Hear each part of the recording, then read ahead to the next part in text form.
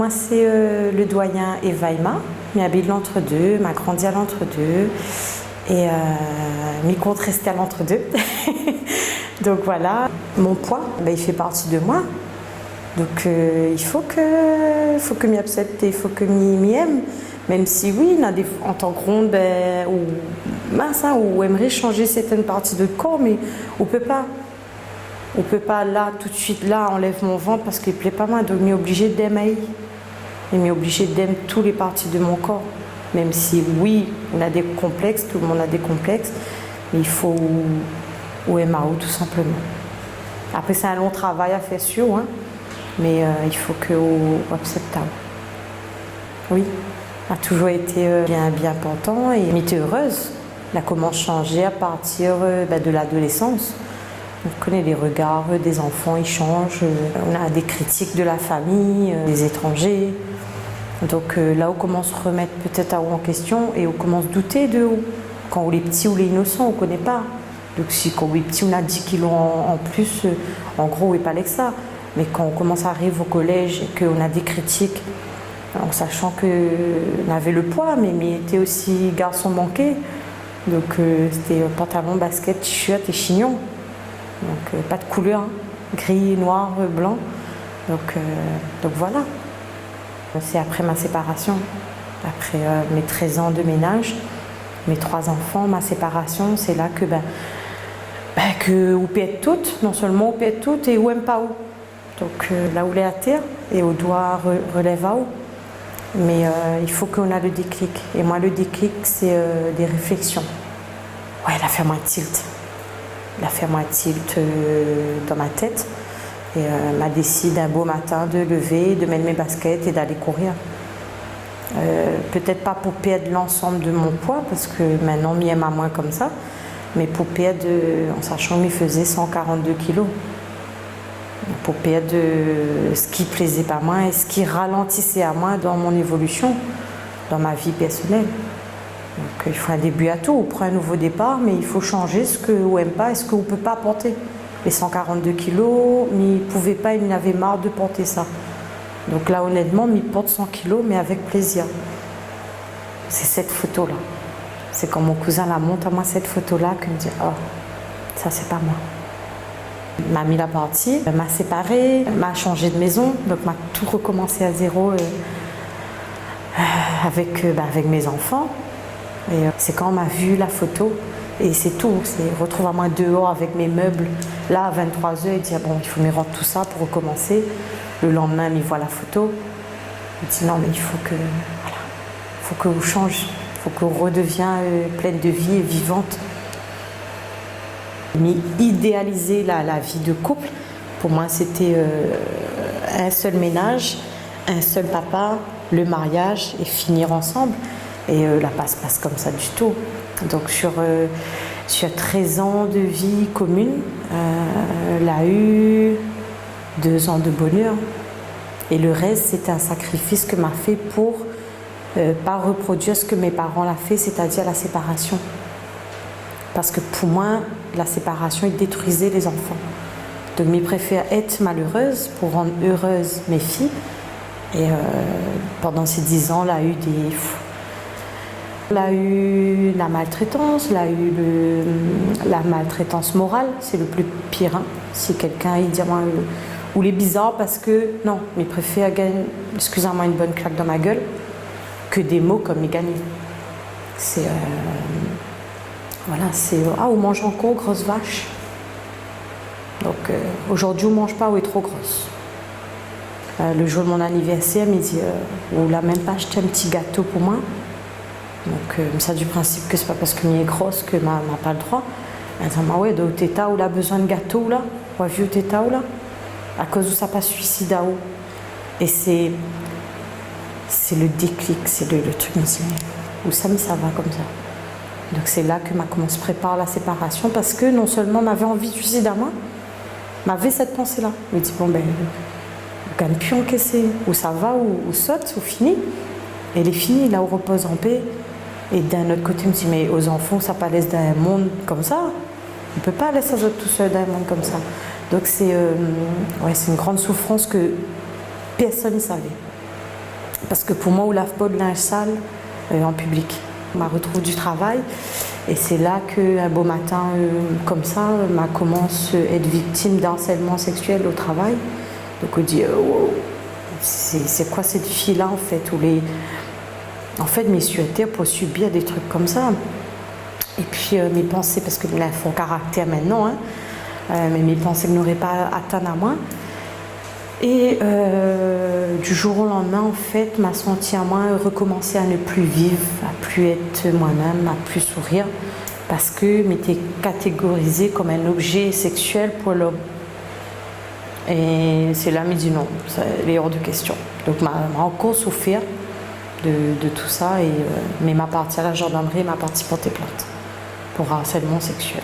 Donc ça, c'est le trauma avec le papa de mes enfants et ce traumatisme-là qu'il a été le plus dur dans ma vie.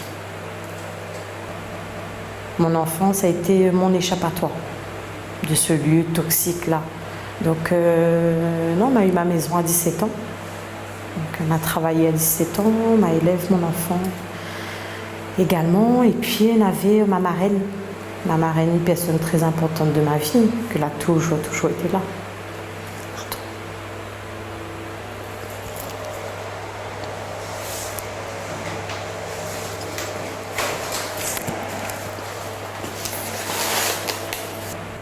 Oui, mais il lève le matin avec l'envie de vivre, l'envie de mettre des couleurs, d'être bien, surtout que cette année, c'était encore la fin d'un combat. M'a eu mon procès après 3 ans. 3 ans de combat. 2 fois au tribunal, 1 fois en appel. Et il a été jugé coupable de sexiste et d'harcèlement sexuel. Donc c'est comme si que l'on enlève à moi un poids négatif. Et là, de plus en plus, m'y lève et m'a envie de vivre. La moindre petite chose m'y fait, c'est avec plaisir. Le sport, c'est ma thérapie. Il veut montrer aux gens qu'on peut être sportif et on peut être. Il fait un peu de boxe en fit, training, il fait les randonnées, il fait de la salle. Mais on peut être sportif et grosse, il faut utiliser le mot comme il doit être utilisé. Et c'est le sport qui l'aide à moi et c'est la solitude. Parce que c'est après des années que m'y rend moins compte qu'on doit aimer haut même avant de vouloir être aimé par une autre personne. Et la seule personne qui peut tirer à haut dedans au malheur, qui peut lever à haut à terre, c'est vous-même. Après, on a les enfants. Automatiquement, on ne veut pas que, surtout que m'en a 3 filles, on ne veut pas que aux filles vivent la même chose qu'eux. Donc, on doit donner à eux la niaque et la positivité. C'est tout. Donc, mes filles, le sport et ma solitude avec moi-même. Aller au restaurant toute seule, aller à l'hôtel toute seule, aller à la plage toute seule. Quand on apprend MAO entièrement, automatiquement, on décolle là où ça va ou là, on est parti. Et en fin de compte, on a toujours le jugement de l'autre. Mais c'est ce que m'y dit à mes modèles dans l'association, de ce que les gens y disent, ce que les gens y pensent et ce que les gens y font, c'est pas mon problème. Donc si on veut dénigrer à moi, si on a le temps de dénigrer à moi, c'est pas mon problème. À chaque fois que nous faisons un défilé, les filles, elles n'est pas responsable de ce que les gens y disent, de ce que les gens y font et de ce que les gens y pensent. Ou est responsable d'autres réactions. Si on est MAO, on n'aura pas de problème avec ce que les gens y font. Donc moi, ça du principe, ça. Malgré mon caractère, mais hyper sensible. Donc, dans le passé, c'est tout de suite les pleurs. Tout de suite les pleurs et c'est tout de suite les gros problèmes avec la nourriture qui arrivent. C'est soit on ne mange pas pendant 2 jours, et après on reprend, mais comme une thérapie, on mange. Donc, et là, on ne connaît plus la faim, c'est quoi? On ne connaît pas parce qu'on mange n'importe comment pour essayer. Vous connaissez, comme un médicament. On a eu cette réflexion. Moi, en train de normaliser le fait d'être obèse et de vouloir tuer à moi et tuer les autres plutôt. On a eu cette réflexion. Sa réflexion, la réglée, ne m'a pas pris. Parce qu'il était libre de dire, de penser ce qu'il veut. Mais moi, il n'attend pas moi. Moi, mais bien comme ça. Donc, est-ce que moi, si vous êtes bien de tête, si on est heureux et on est bien de tête, on n'a pas à aller voir ce que les autres, comment les autres il est. M'a pleuré, hein. Quand on commence le sport, m'a pleuré parce que mon corps il voulait pas. Et ma tête dit maintenant, ben, le corps il veut pas, arrête. Mais le lendemain, m'a reparti. M'a repleuré, mais m'a reparti. Et pour moi, elle aurait été impossible avant. Si Mité reste dans le même état d'esprit, il était impossible. Mais si vous faites un travail sur vous-même, ben, tout est possible. Tout. Il y a tellement de grands rêves en disant Mi est libre et Mi sera libre. Et mes modèles photos. Je vais vous dire, moi, mes modèles photos internationaux. Donc, et derrière moi, ben, allez, les rondes, on y va. Donc, c'est pour ça mon association. Donc, à côté de ça, mes chefs d'entreprise, chose que je n'aurais pas pensé aussi, parce que je n'avais pas le droit de travailler avant. Donc, aujourd'hui, mes chefs d'entreprise, donc c'est une fierté pour moi de ça. Mes ambassadrices d'une association, donc c'est une fierté pour moi. Donc, si vous êtes bien de tête et si vous êtes heureux, heureuse, on n'a pas à critiquer les autres. Au contraire, si on n'aime pas la personne, fais autre chemin. Traverse, donne pas l'air à la personne, donne pas un causement, donne pas rien. Mais par contre, si on est là, on est dans sa vie, c'est pour aider. Parce que les mots ont des impacts pire qu'une claque. Hein. Sans rendre compte, tu peux détruire la vie de quelqu'un en faisant des réflexions ou des moqueries ou quelqu'un de rond y passe, on rigole. Pourquoi? On est en train de détruire la personne peut-être intérieurement. Cette personne-là, elle est peut-être en dépression, ou elle est peut-être mal, ou elle vit peut-être comme tout être humain. Hein. Tout notre problème.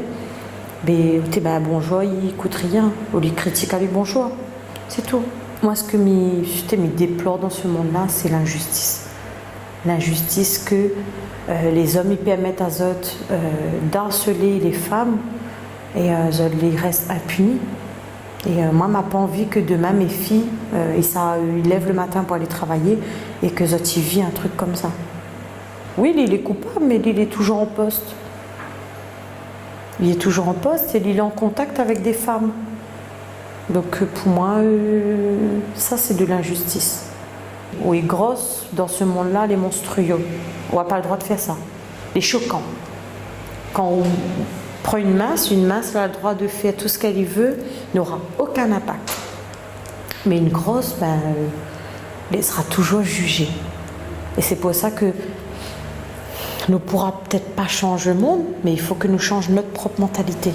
De dire que on pense ça, c'est pas mon problème. Je pense que m'y est grosse, que m'y est vilaine, que m'a pas le droit. Ça, c'est le problème. Moi, dans le jeu, m'en foutisme.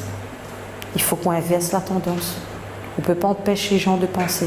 Ben, change de réaction. C'est là qu'on va avancer.